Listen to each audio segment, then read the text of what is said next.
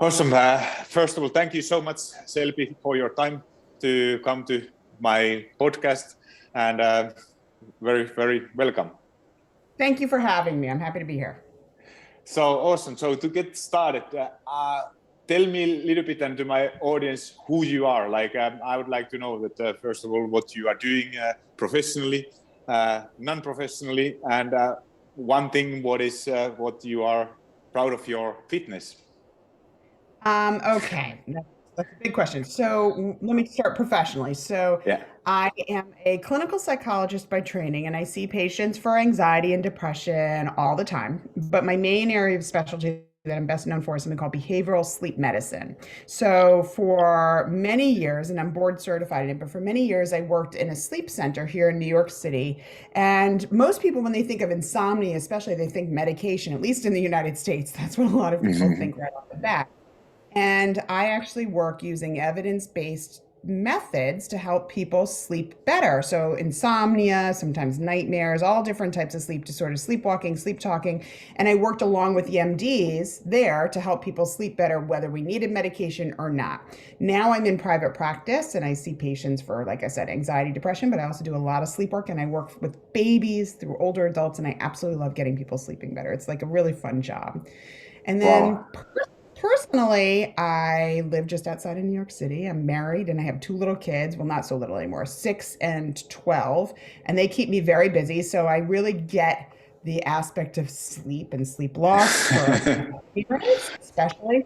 And it's also living in New York City. Like it's just a very busy environment, even with the pandemic. And then also, I'm a big runner. So the fitness side, I know that your audience likes this a lot. So I run since about 2008, I started running and I started because I went full on. Within a year, I trained myself to run a marathon. And since Wow. then, I've run 17 marathons with number is 18 and 19 coming up next month. So I'm doing the Boston Marathon Wow. in May. So Wow. I run a lot, I do some strength training, but kind of periodically when I'm not hardcore running. So I understand like the athletic side of it too.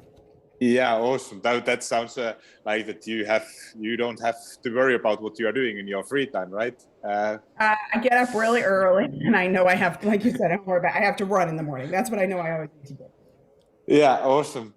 It's also something like that, getting something like doing something also for your fitness. Obviously, you have probably priorities like your family, your work, Yeah. what you are very passionate, but still having, and that is what is the most common thing with almost everybody who is have some kind of success in their life. They have some part of fitness is always part of their life and taking care of their health and Yeah. own And I body. think that's an important point because when I was practicing in my early days, in my early 20s, mid 20s, I loved what I did, but I was heavier than I am now and I was very over or no, out of shape. I was a big athlete in high school and then I didn't work out for years.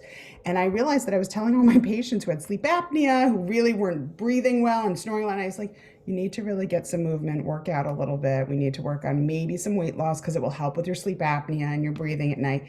But I wasn't following what I preached.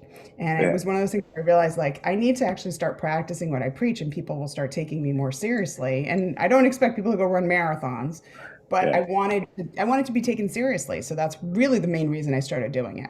And it stuck yeah. because it became a habit. Yeah, no, but that is actually what I see a lot with fitness coaches, doctors. They might be very good at giving advices, but then they Mhm. still struggle by themselves taking those Yes. advices what they are telling to other people. So it's not that if somebody is like not over is overweight, it might be that he could be or she could be a great coach. Yeah. Even she is not able to do those things or not prioritizing those things in their life, and like for you probably like can imagine that at some point there are priority are your family, your kids. Yeah. It's that, and that's totally okay. And then later on, you can change that priority and find more time for your own things too. Exactly. And I like that I was able to speak from experience of just not exercising and hating it and hating Yeah, running. yeah, Talk to patients about what it's like to start. So I know what that's like. So it makes it so it's something that keeps me motivated because I talk to people about it and I like to practice what I'm doing. So Yeah, awesome. Then I wanted to go for sleep. Like as many and these days they are struggling with sleep, and as you are specialized with behavior sleep medicine and doing some non-practical or non uh, like treatments without any medication, and so if you don't know what is insomnia, like because there are I learned from you from your Instagram posts that for short time insomnia, long time insomnia, and when it's time to start to get worried, like obviously nobody can't expect that you sleep well every single night, but when that becomes a problem and a consistent habit, when you should be supposed to be start to get worried. Yeah. So, like you were saying, no one's expected to sleep perfect every night. There are some people that do, but those are rare people. Yeah. And the reality is that insomnia in general is just trouble sleeping. It's either trouble falling asleep, trouble staying asleep, or you wake up a little earlier or a lot earlier than you want. But then when we start thinking about it becoming problematic, is it starts to happen at least 3 times a week. So I don't have a perfect night every night. I have a bad night here and there in a week, and it's about letting it go and not saying this is going to define my day. This is going to define many days, Yeah. because then it starts to string together. So if you start to notice that you're having 3 days or 3 nights a week of poor sleep, and then you start noticing that it's at least 3 nights, then you start noticing it's happening for multiple weeks, so 3, 4 weeks. When we start going on a month, that's when you want to start saying, "Was something going on? What's Hmm. happening?" And 1 month to about 3 months is kind of short term insomnia. It's still something you want to address, but it doesn't mean it's going to be a lifelong issue, one Hmm. or even a chronic issue. When it hits 3 months, that's when you really need to at least really see a sleep doctor if you can, or someone who's a specialist in insomnia, because now it's really met that chronic insomnia kind of criteria. And so, even after a month, talk to someone if you need to, but if it's 3 months, definitely talk to someone. Yeah, awesome. So when you have passed the 3 months, like because I learned also like that who are the people who are usually struggling with this. I learned from you also that women have like Mhm. they have like a lot higher chance to have that insomnia, and especially when they're like during menopause and Yeah. Women, especially, what we find is that boys and girls have the same rates of sleep problems up until they hit adolescence. Then hormones change. mhm. And once hormones change for women and girls in adolescence, that's when we see the problem. So every month before a woman might have her period, that's when we start to see some women might have poor sleep. They have insomnia every month at the same time. And then, like you were saying, perimenopause and menopause, there's hormone changes then, and also pregnancy, having kids, working, all that stuff. And we tend to have Mhm. more stress and feel anxiety a little bit more. So, yeah, women for sure more than men. Mhm. Okay, so Gosh, you are doing like this. I'm trying to do everything like with non-medical treatments. And so, what Yes. are top gold standard non-medical treatments for insomnia? Like what you would Right. recommend? So I always think of it as like a tiered approach. I say this all the time. So the first thing, if you're starting with just a few weeks of bad sleep, 1, 2, 3 weeks, like you start noticing, like we're talking about that short term, that's when all the stuff that you see online about sleep hygiene is fantastic. So the keeping a consistent bedtime, wake time, limiting the coffee, limiting the alcohol, that's all good stuff for really short term insomnia. But if it's been going on for a month, 2, 3 months or more, the gold standard treatment that we think of in the field is something called CBT for insomnia, and that's my area of specialty. And I wrote a book on that too for women. So what it is it takes the sleep hygiene stuff, but that's only a tiny piece of it. So we change bedtimes, we change wake times for people to help them fall asleep faster and stay asleep more. We change what they're doing in bed at night. Usually people are lying there tossing and turning, trying to force sleep, getting worried, or they're on their phones. We change some of that. We might change their worries about sleep, the thoughts they have about sleep, work on challenging that. Sometimes we build in relaxation, meditation, acceptance treatments. There are things we do. So that's really the gold standard. And it depends upon the person and the complexity. But I've had patients in 2 to 10 sessions usually do much better. So much Wow. better means they're falling asleep fast and they're staying asleep more. And I don't even see people weekly. I see them every other week. So CBT for Hmm. insomnia is really the gold standard. And then you can do it with a book. You can do it with a professional like myself. There are apps that Hmm. are out there that are great. And then if that's not working, it doesn't work for everyone, then we think about medications. And then if Mhm. medications aren't working, we think about other things like acupuncture, other not as evidence-based treatments, but that can help some people. So it's kind of like you're working your way down. But hopefully CBT for insomnia, which doesn't use meds, will work for you. Yeah, no, that's I love those ideas. But what are there if you're having like now times are busy. There is all the time we are coming out from COVID. Now there is a war. Like Yeah. people are you have we have a life is busier and more stressful than ever. What are your thoughts, or like how to manage your thoughts, like and the tips. What are your best tips to fall asleep or Yeah, I think if you're struggling with falling asleep routinely, you want to think about what, first of all, there's also the thing with like timing. Like sometimes actually people go to bed later with, Mhm. we're thoughtful about how we do it because actually it makes you more tired that you're not worrying as much when you go to Mhm. sleep. Fall Yeah. asleep a little faster. But I mean, you have to think about during the day, like what are we doing? Are we giving ourselves even 5, 10 minutes to decompress? Are you checking, like you were talking about the war going on, right? Are we checking the news constantly? That's something I'm seeing so often with my patients. I'm seeing more people having nightmares because of the war. So it's thinking about, am I watching the news constantly? At least in the US, we have it on, a lot of people have it on nonstop on their TVs in the background. Yeah. Are you getting alerts on your phone? Mhm. So that's stuff that keeps you more anxious and kind of on Yeah. edge all day without even realizing it. So turn that stuff off. Really just limit your news consumption to once or twice a day and not close to night.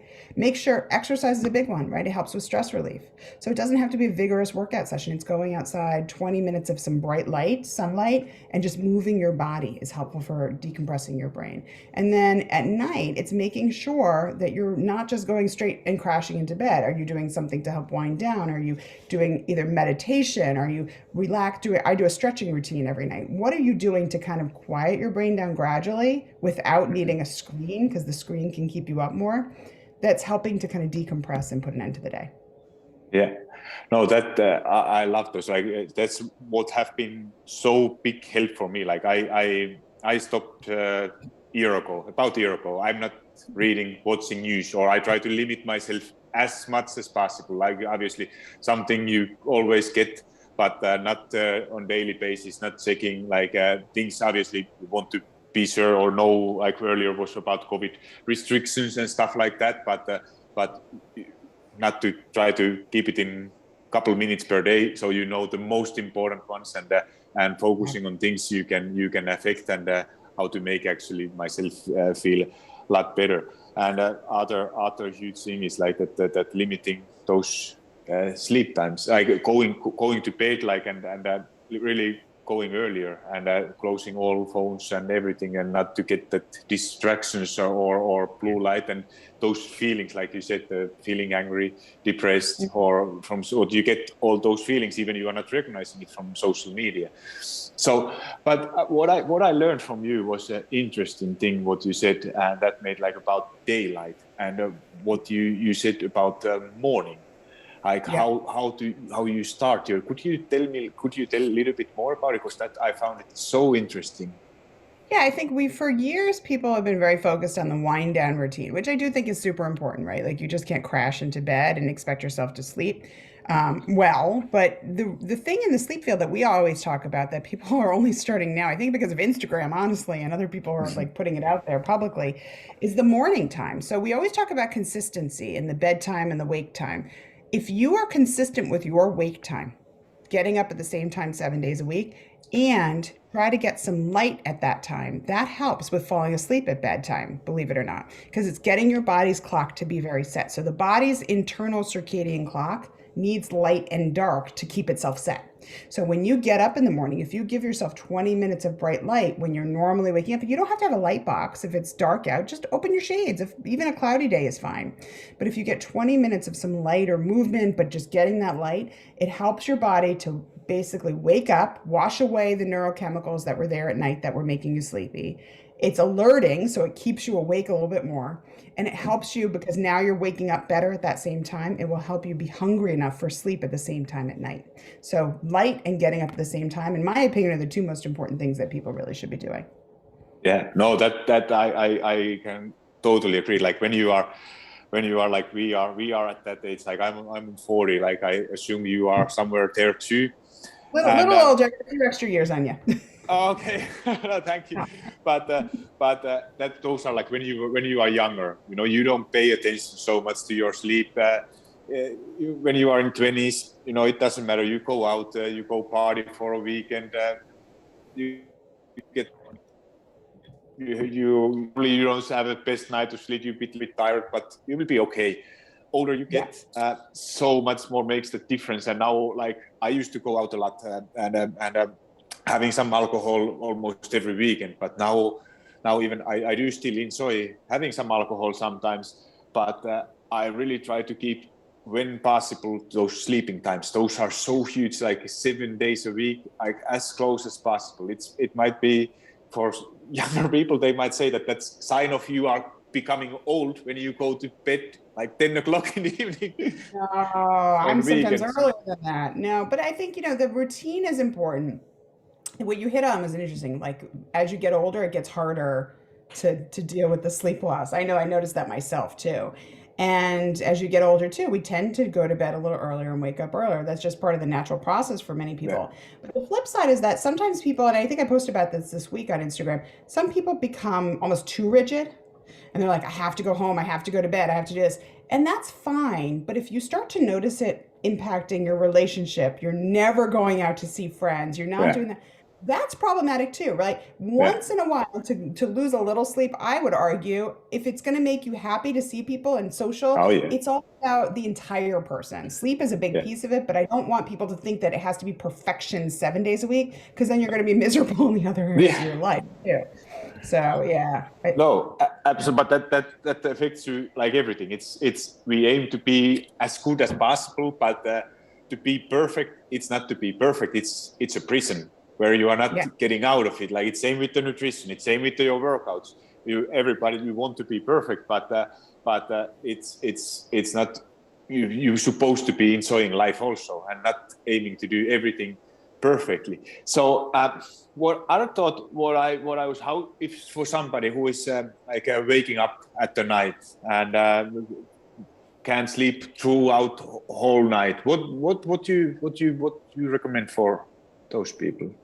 So if there's someone who's really multiple times a week, they're waking up a lot and they can't go back to sleep, I think first I would say definitely look into talking with a sleep doctor, looking into maybe CBT for insomnia, and also for people like that too, a very common culprit, can be sleep apnea, right? So what's sleep apnea? Sleep apnea is snoring, but it doesn't have to be the kind of really loud snoring that most people think. It's very faint for some, and women especially get misdiagnosed. They don't think they have it.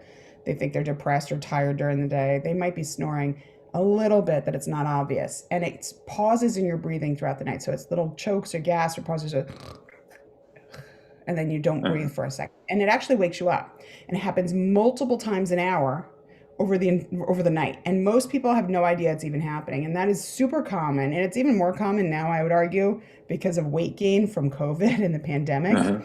So people really should, if you're waking up a lot and you're sleeping and you still don't feel refreshed in the morning, talk to your doctor about it, because that's one thing that can look like insomnia a lot of times, but it's a super common problem that needs to get addressed as well. Now, if it's not apnea or apnea is happening, but it's still not great with your sleep, then really look into CBT for insomnia, talking to your doctor about if you need to do medications, and really consider, like the other big thing I always tell people is don't lay in bed in the middle of the night if you wake up. So if you wake up and you can't sleep, don't lay there on your phone. Don't lay there tossing and turning, trying to force sleep, because that makes it worse. Instead, don't look at the clock. Just kind of give yourself 10, 20 minutes to fall asleep. But if it doesn't happen, go sit somewhere else. Do something like reading, some art, an easy crossword puzzle in dim light. Don't turn all the lights on. Don't eat in the middle of the night. And then if you get sleepy again, go back to bed. But make sure you get up at the same time the next day. Don't sleep in and don't go to bed too early the next night, because that's actually going to make the problem worse. Wow, no, that's so great. So you say that it's because I personally I feel this, like sometimes, especially if you have busy time, you have stress, something like you mentioned, and then you wake up middle of the night, you look time like it's 2 o'clock, and you know that alarm is there at 6 o'clock, or that you have 4 hours time. Then you are trying to force yourself to sleep, then you look at next time you watch, it's a 3 o'clock. Now I have 3 hours. Or same thing when if you have an early flight or something, you know that you have to get up earlier than before, and you try to make it, or at least I try to make it, push yourself too hard to sleep. But then actually what you say, it's kind of interesting that do not even trying to push and staying in a bed and getting up and doing something. I tried it sometimes, and it's working. Yeah, and it's interesting. It's the getting out of bed. A lot of people assume it's really meant to get you out so you're sitting somewhere else and then you'll get sleepy. And that's not really the point of it. If you get sleepy, great. But if you go sit somewhere else, it's so that you're teaching your body that the bed is only for sleep and sex. So you're not laying in bed getting anxious, worried, on your phone. You don't do all these other things. Your body learns, nope, if I'm awake for a long time, I'm going to be outside the bed. The bed is only for sleep. So the more that you get out of bed if you can't sleep, the more you're going to train your body what the bed is for. So if you do practice the getting out of bed thing and you don't get sleepy, don't get discouraged. Don't think it's not working. That's not the point of it. It's just to teach your body that the bed is only for sleep. And I think the more, we're also a big, at least in the States, we're big on like trying to control everything in our lives. We want to have control over everything. Yeah. And the more you try to control your sleep and get worried about it and try to force yourself to sleep, guess what? It's worse. Sleep is the one thing that you really can't control to let it happen. It's a natural process. So the less you think about it, the easier it becomes. Yeah, no, that's so awesome. Like just shortly, if you get up, if you can't stay on sleep, like first of all, no, like that was huge change for me, that leaving my phone away, not using it as an alarm, like because it was always when it's on my, like when I work with the people who have problem with the sleep, as it's a huge thing for weight loss. And then what we usually look, how is sleep? Sleep is not great. You having your phone, but I need it for alarm.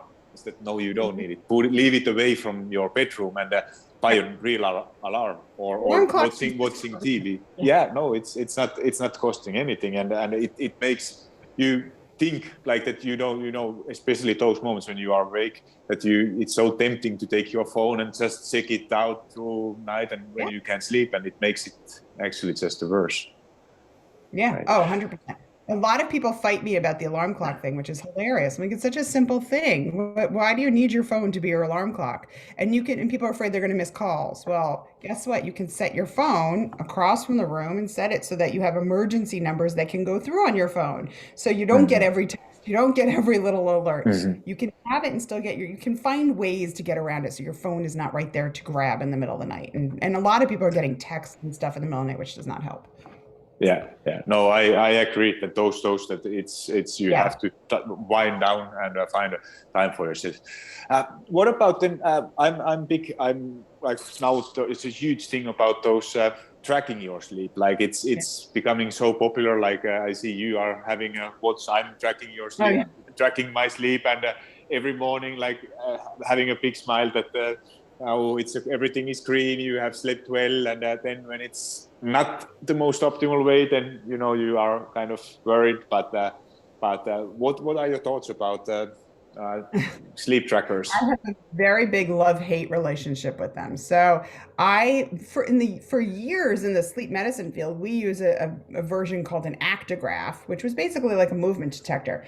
Excuse me. And we would use them more so to track general, like what time are you going to bed and falling asleep and what time are you waking up, but less so quality of sleep.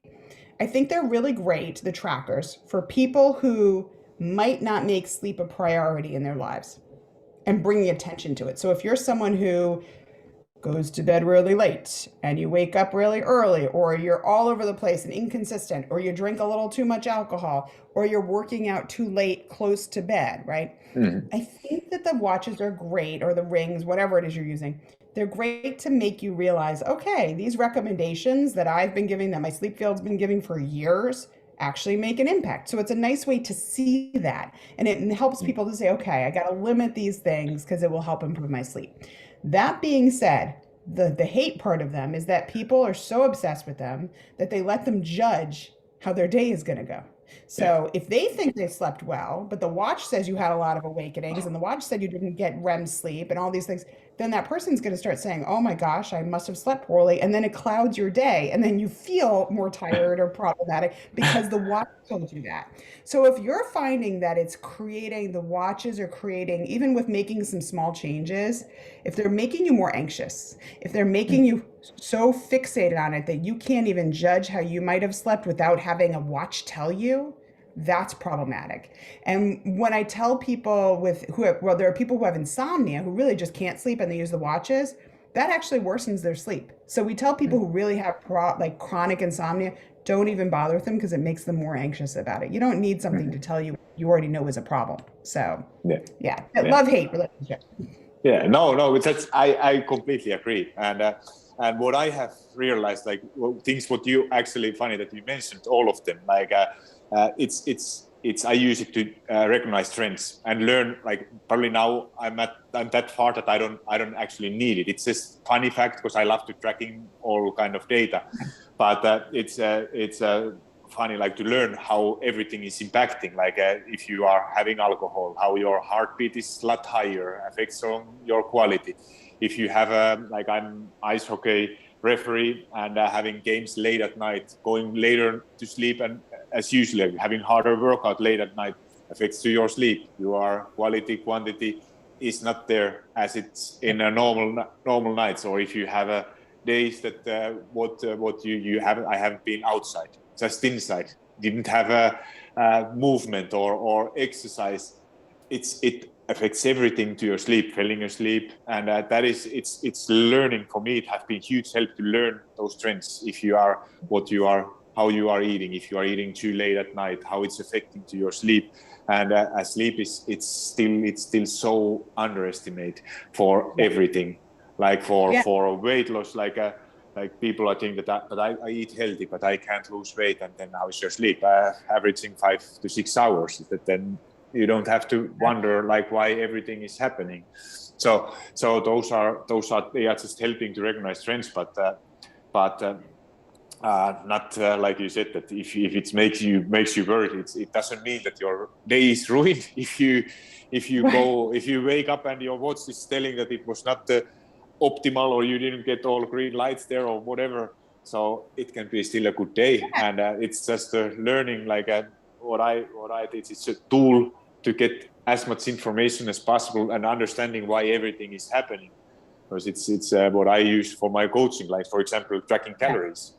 You know, it's more to become aware what you are eating, what you are doing, and then learning from those things. You don't need to track every gram of what you are eating, but if you have problem being overweight, learning from your current habits and then making some adjustments. Yeah, and I think, but that's the key, is that when you get the information, the data, it's what do you do with it? The people who are really struggling with the watches and the data, it's just data. And then they just worry about the data, but they've tried making changes and it still has the data's not great for them. So that's when the watches aren't great. If the data isn't making any change for you, get rid of it. That's where you need to see a specialist. If it's encouraging, like you were saying, to like change your workout times, change your alcohol, and you're seeing it improve, perfect. And know that they're also not perfect themselves, all these trackers, right? They're estimations of sleep. So don't get so fixated on it was this much REM every night and this much deep sleep. They're approximations based on various things that are going on in your body. But the real gold standard to tell sleep staging, REM, deep sleep, light sleep, is by having an EEG on your head in a sleep study. And no one's doing that at home routinely. So just keep in mind that it's all approximate. No, that's good. Then about sleep conditions, what you are like? I'm not that. I got a lot of offers from doing some cooperation, and I work with one supplement company, and what I most enjoy is working with one sleep company, and they are. I got new mattresses, new pillows, and how those sleep conditions, like those changed my how the way how I feel, and how everything, like quality mattress and a pillow, how they improved my sleep and having to not have any pains or anything. And those were like, it was kind of for me like I didn't even realize before knowing better Like if you have it's not something like mattress or pillow that you change it every year. It could be that some people have like mattresses, you should change them like they said 7-8 years. But and pillows, if you are not having a quality one, it can make it, for me, it makes, I recognize when I go to sleep somewhere else, hotel or in somewhere else, and not having my own pillow, makes huge difference. How you have do you have any experience with sleep conditions, or how they supposed to be? So the ideal is think about it. I always say we were meant to live in caves. That's kind of how we were born. We lived in caves, right? Thousands of years ago. That's what our body needs. It needs a cave-like condition to sleep well. So quiet, dark, cool, those are all caves. Comfortable, which is the thing that a cave really isn't, but cool and comfortable, right? So what you want to do is try to mimic those conditions, including the comfort, in your bedroom and wherever you sleep. And the ideal is to be consistent with where you're sleeping, right? So people who have trouble sleeping sometimes start in their bedroom, then they end up in another bed, they end up on the couch. Try to be consistent with the same location every single night when you can. Now, that being said, people travel. That's part of life. So when you travel, try as best you can to mimic the quiet, dark, cool, and comfortable, right? So you can get light block. I think light blocking shades are like one of the best investments people can make. And if you go somewhere, when I travel, now you can buy like peel and stick suction cup kind of light blocking shades. They have all these different ones. I used to travel with black garbage bags and just put them on the wall, on the windows. And it makes a huge difference. My kids didn't wake up early. So you really want to have that. And then the comfortable part, when also I'll travel with like a white noise machine, or you can put white noise on a phone, which isn't always the same, but I'll use that too. And then the other thing is comfort. So you're talking about pillows, mattresses, all that sort of stuff. If anybody tries to tell you this one pillow will solve all of your sleep problems, run. No. Because it's not the truth. Everyone sleeps different. Everyone has different positions and comfort levels of what they like. Find what's the best quality. So hypoallergenic, you have a lot of allergies, best feel for you, what you like. That's the best quality and comfortable for you. That's the key. And if you sleep with someone else, then sometimes use like 2 different comforters on the bed. It's not pretty. But I'll use 2 different comforters. That way you can each get your own temperature regulation, feel, all that sort of stuff. And if you travel, try to take your pillow. Take a favorite blanket if you can. I even bring like I said, a white noise machine. I'll bring a picture. If I'm going away for a while, I'll bring a picture that I have on my bedstand so that it's the same environment that I'm kind of mimicking a little bit. No, I love it. Like those were things like I was just not aware until you know better. You try quality. Like I had probably like a cheapest pillow what you could get, and now when you got first time in your life, like really quality one, how it's affecting and changing kind of everything. And other thing what I changed actually when I moved, what I see is the temperature. How cool is that temperature? Like we have so hot here in summer, and we don't have air conditioner. And now it was earlier like we were thinking like that you don't need it, but now I will do it. Probably I will redo it soon again. That it makes so huge difference, that because once you go out somewhere like where it's a little bit warmer, couple degrees or Fahrenheit warmer than you are used to sleep, it makes so much worse. You recognize the difference right away. And for at least for Fahrenheit, I'm terrible with Celsius. Fahrenheit, somewhere in the 60s to like mid to upper 60s is the ideal. Some people like it a little cooler. I keep my house about 67, 68 degrees. And that works for everyone. So it's really about finding what works for you, but also your family. But cooler is better. Start with more comforters, strip them off as the night goes on, because your body needs to cool off during the night to be able to sleep better. Yeah, no, but 60 Fahrenheit is 15, 16 Celsius. So just check it out. So it's somewhere there where I try to keep it at least the bedroom, like for living room. That's something I don't want to stay with the 15 degrees or 60 Fahrenheit, but for bedroom, that's having a actually colder, then you can go under a pillow and it's a lot better. So then a couple more things more about those people who are working at night. I get this question very often: how to make it improve, or are those like if you have to work at night and or you are traveling a lot, and basically you are having a jet lag all the time. Like it's the same thing if you are shift worker. What are there some natural ways how to improve it, or how to make it Yeah. better? Yeah, so jet lag is a little bit of a, I mean, there's similar body rhythm disorders essentially, but that one's a little bit of a different when it comes to recommendations because it's a more abrupt back and forth. Hmm. Shift work, people are ideally doing for a longer amount of time, but even though it's day on, day off, or whatever it might be. So when it comes to shift work, your body needs a routine. That's the best way to Hmm. teach yourself to sleep. And if you can, if you're working night shifts, try as often you can to keep it consistent. So some people work night shift some days, day shift the other, afternoon, morning. That's the worst thing for your body. So if it's possible, try to keep your shift stable. It's not always possible for people. If you can, if you have to work different shifts, try to get the shifts in a rotating motion forwards. Because have you ever noticed it's easier to stay up a little later than it is to force yourself to go to bed an hour or two earlier than you normally want to? So if you can, week at evening shift, then a week at night shift, then a week at daytime, then a week at evening again. So it's moving forward so you stay up a little later, which is a little easier to do than kind of all over the place. If it's not, if it's just one shift that's always the same time, a lot of people also, which I totally understand, like on a weekend, what they do is they go to bed and they shift everything on the weekends to spend time with their family. So then they try and sleep at night, but be up during the day, which is so sweet. And I get why you're doing it, but that your body is going to have more trouble adjusting. So instead, try to find like a medium compromise. So maybe instead of going to bed at 11 p.m. on your days off, maybe go to bed closer to 2 or 3 in the morning. So it's not such a big abrupt day night kind of shift, if that makes sense. Uh-huh. So on the days that you do want to sleep at night, maybe take it a little bit later so it's closer to daytime so that it's not going to be so hard on the days that you adjust. And then when you actually do sleep, really protect the time. Cool, quiet cave.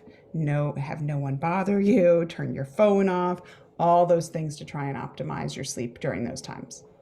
Uh-huh. Wow, no, that makes completely sense. So it's not, obviously it's something what you probably know that it's not the most optimal thing.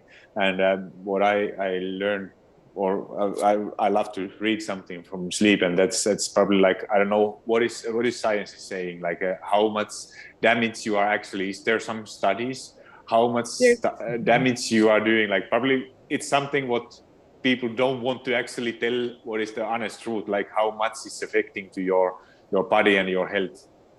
Yeah, the night shift stuff is some of the hardest and like the rotating shifts. What we do find is there are higher rates of mood disorders, anxiety, depression, but also we find there's higher rates of prostate cancer, breast cancer in those groups. Not all types of cancer, Mm-hmm. but it doesn't mean that you're necessarily going to have these issues. But some people, we do find there's higher rates. If you're someone who really struggles and cannot adjust to it, no matter how hard you try, you just might not be someone who can work those shifts, even though you might really need to or want to. You have to be honest with yourself about it because it might be a struggle. Some people just adjust to it a little bit easier, but there are higher rates of those things that happen. Why fully we don't understand, but Mm-hmm. I think in the next few years we'll have more understanding of why those rates are higher. Yeah. Yeah, no, that's what I think, that there have to be, or there is so much new stuff, and as you are on a field, like probably you have already knowledge that how much it's affecting, because it's something like obviously, like you said, some people you want to do it, you can think another way, but there, if you have other options, somebody have to do that job anyway. Like if Yeah. I have had several clients who are like are nurses or doctors who have to work, somebody have to be there at night too. But Exactly. it's not that's not the most optimal way for your health. So that's something what I wanted to talk. Is there just in general to be end? I understand you have to go, and it was so much pleasure. This was so much help. But in the end, what golden rules you have? Like just to summarize everything what we Yeah. discussed. Like what is for health sleep? What you would say? Some couple rules. What to give?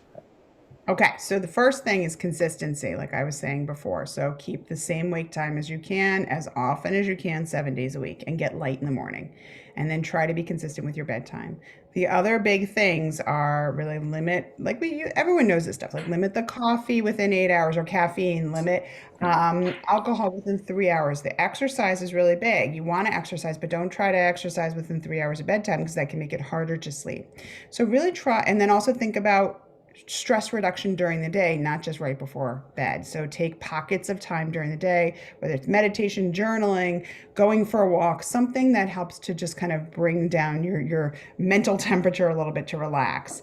And if that stuff's not enough, that's when you want, and it's not working after a few weeks of trying it consistently, that's when you want to see about talking to your doctor about other treatments for insomnia. It doesn't have to be medication, but definitely not letting it go and saying, oh, I tried to limit my coffee, it didn't do anything, and just letting it go. So we have lots of really good treatments out there.